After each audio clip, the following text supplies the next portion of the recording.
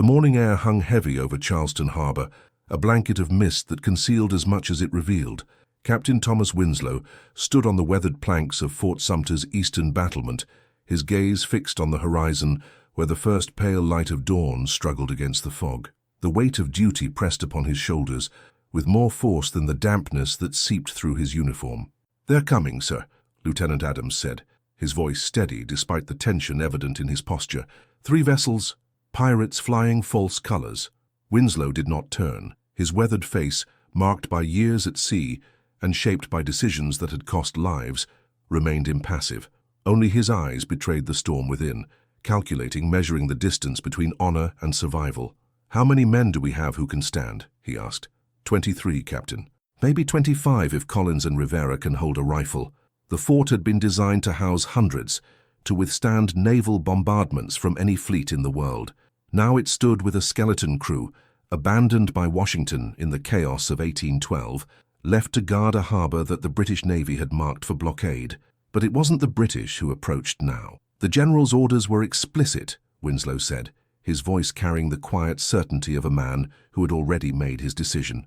"No surrender, no quarter given to pirates."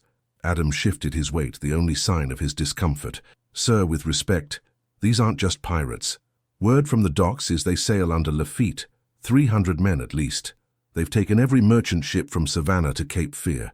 Winslow turned then, his gaze settling on the lieutenant with a steadiness that had once calmed mutinous crews. "I know exactly who they are, Adams. I've hunted Jean Lafitte from New Orleans to Barataria Bay. I've seen what happens to the towns that surrender to him."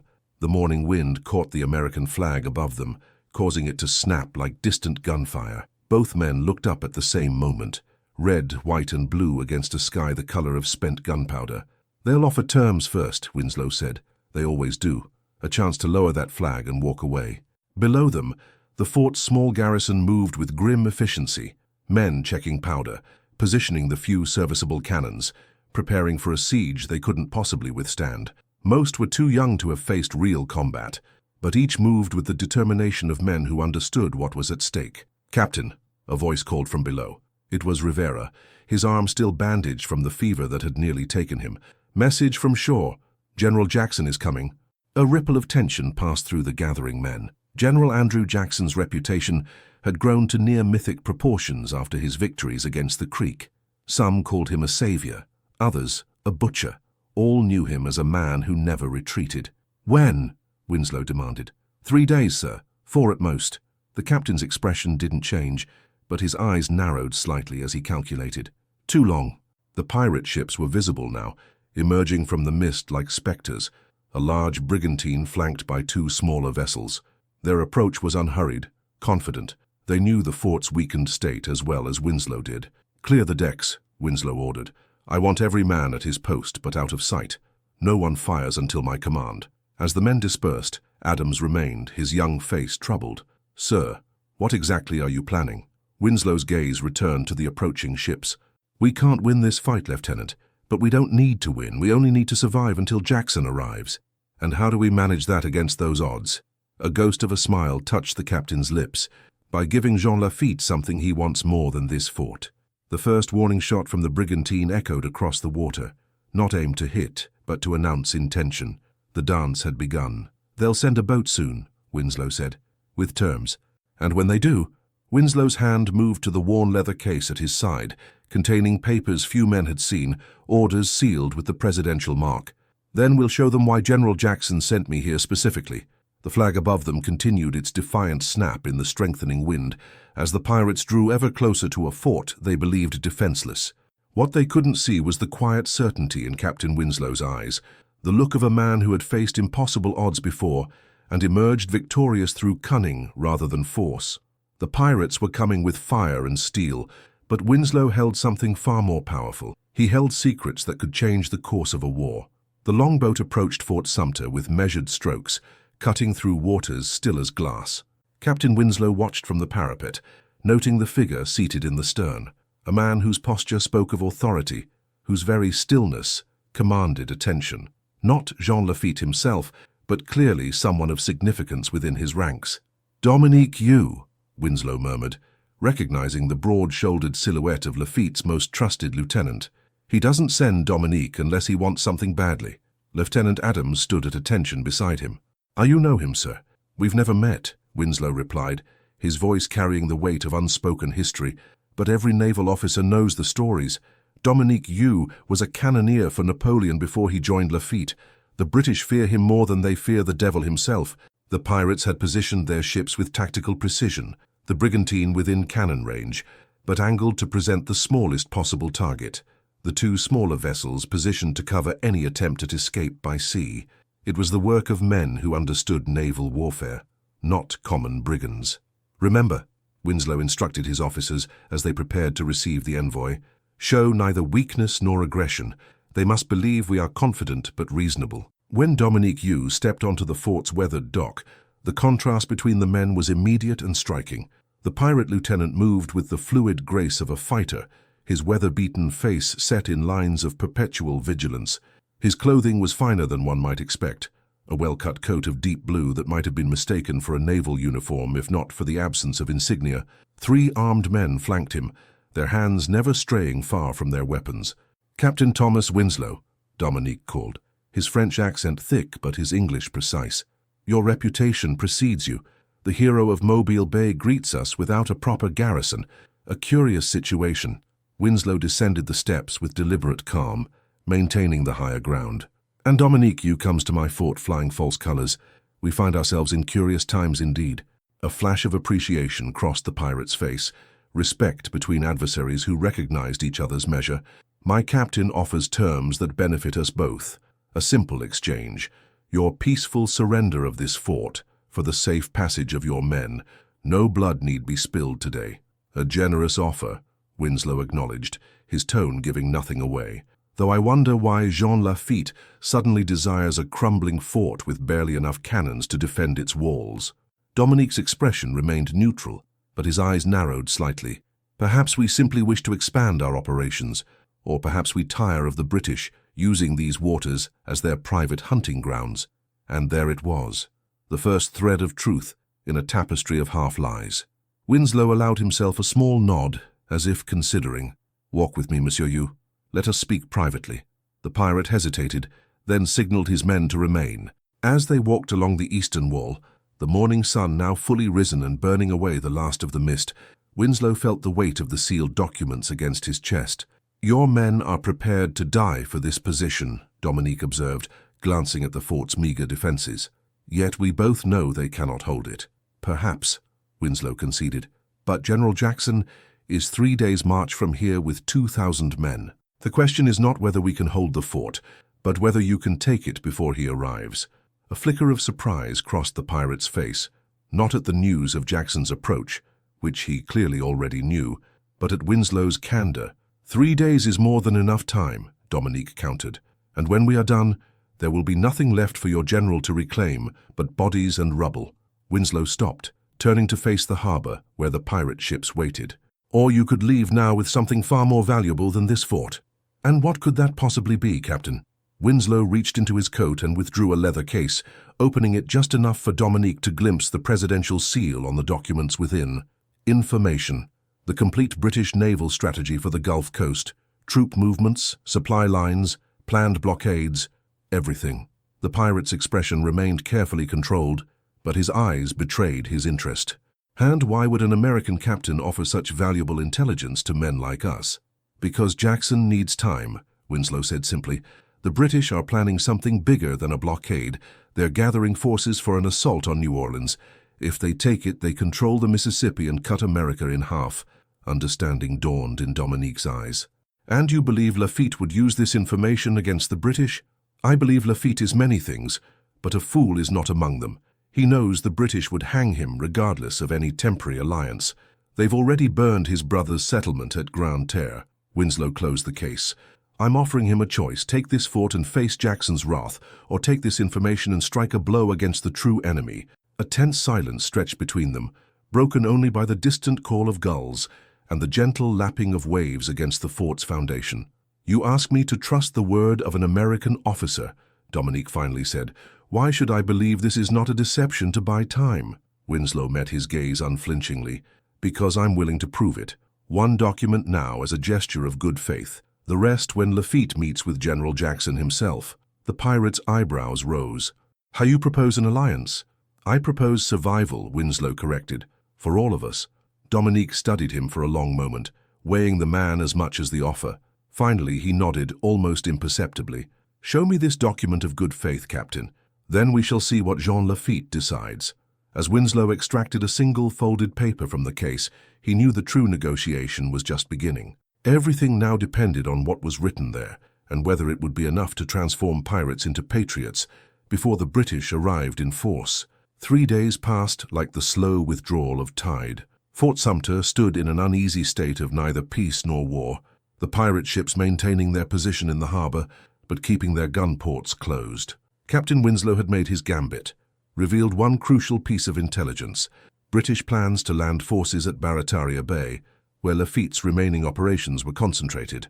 Now, all that remained was to see whether seeds planted in fertile soil would grow. Dawn of the 4th day broke with the rhythmic drumming of hoofbeats.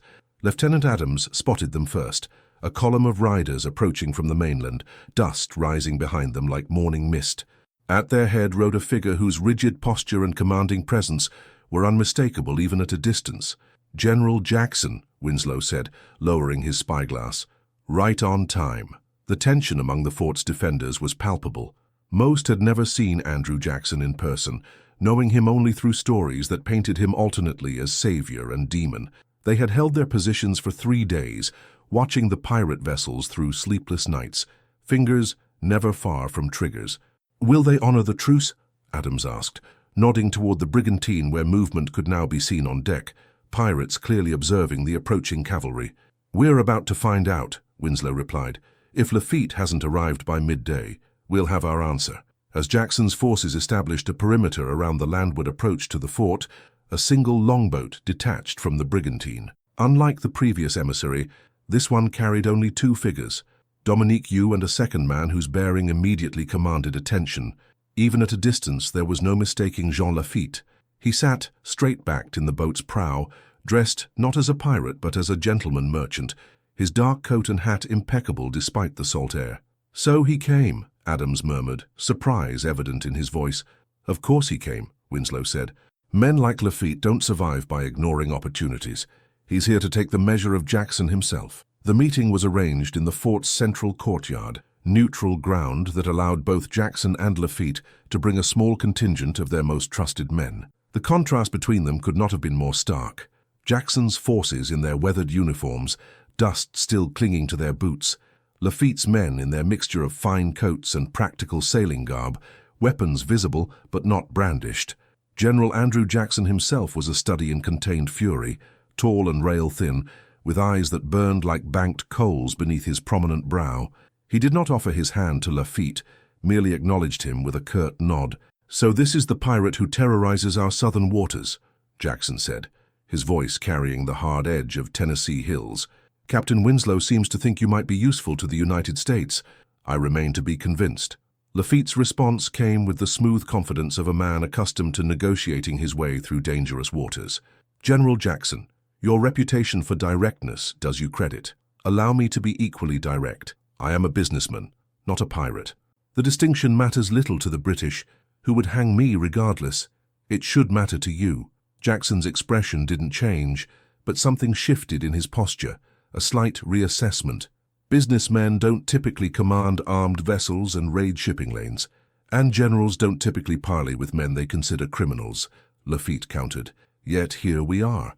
Captain Winslow has shown me evidence that our interests temporarily align.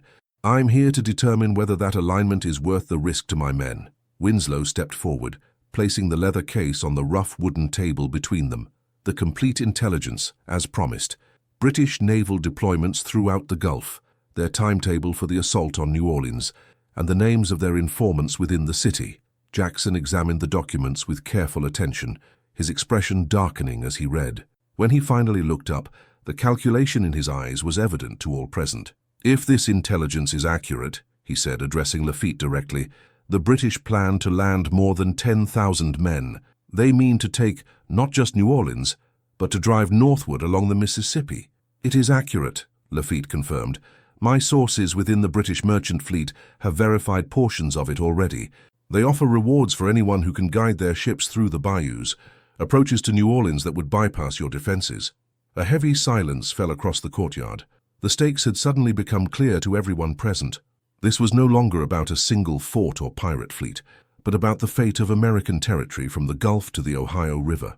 "What do you want?" Jackson finally asked, his tone suggesting he already knew the answer. Lafitte's smile was slight but genuine. "Pardons for my men, recognition of our land claims at Barataria, and the opportunity to strike back at the British who burned our settlements and hanged our comrades when they refused to guide their ships." Jackson's jaw tightened, the internal struggle visible in the twitching muscle along his cheek. His hatred of pirates was legendary, equaled only by his hatred of the British. Now he was being asked to choose between these animosities. "You understand," he said after a long moment, "that if this is some form of deception, I will hunt you to the ends of the earth." "I would expect nothing less," Lafitte replied. "But consider this. I could have taken this fort 3 days ago. Instead, I waited for you. That should tell you something about my intentions." The general's gaze shifted to Winslow. "You vouched for this arrangement, Captain. Your career and life now rest on its success." Winslow nodded once, accepting the weight of that responsibility. "Some would call it a deal with the devil, sir. I call it necessary arithmetic. We need every cannon and every man who can fire one." Jackson turned back to Lafitte, extending his hand in a gesture that seemed to cost him considerable effort. "Then we have an agreement, Mr. Lafitte. God help us all if it proves false." As they shook hands, the pirate and the general, Winslow caught Dominique Yu's eye across the courtyard. There was something there beyond the usual calculation, something that might have been respect. Later, as Lafitte prepared to return to his ship to deliver the news to his men, he paused beside Winslow at the fort's edge. "You played a dangerous game, Captain," he said quietly, revealing that intelligence before securing our allegiance. "Not as dangerous as you might think," Winslow replied. "I showed you enough truth to bring you here, but kept the most crucial details for this meeting. Had you attacked the fort, you would have gained little advantage against what's coming." A smile spread across Lafitte's face, genuine appreciation from one strategist to another. "I begin to understand why Jackson values you, Captain Winslow. Few men can outmaneuver both pirates and generals." As the longboat pulled away, returning Lafitte to his brigantine, Lieutenant Adams approached. "Will they honor it, sir? Can pirates truly become patriots?" Winslow watched as the American flag snapped in the wind above them, the same flag he had refused to lower 3 days earlier. "When the British come for New Orleans, Mr. Adams, we'll have our answer. Until then, we prepare as if our lives depend on it." Because they did, not just their lives, but the future of a nation still fighting for its right to exist. The pirates had agreed to become patriots not out of sudden loyalty, but out of pragmatic necessity. Sometimes, Winslow reflected, that was foundation enough on which to build an alliance that could change the course of history. 3 weeks later, the first British ships appeared on the horizon, and when they did, they found not a divided enemy but a unified force waiting for them. American soldiers standing shoulder to shoulder with Baratarian privateers, their cannons aimed as one toward the approaching fleet. The stage was set for the Battle of New Orleans, where pirates and patriots would write their names together in the blood-soaked pages of American history.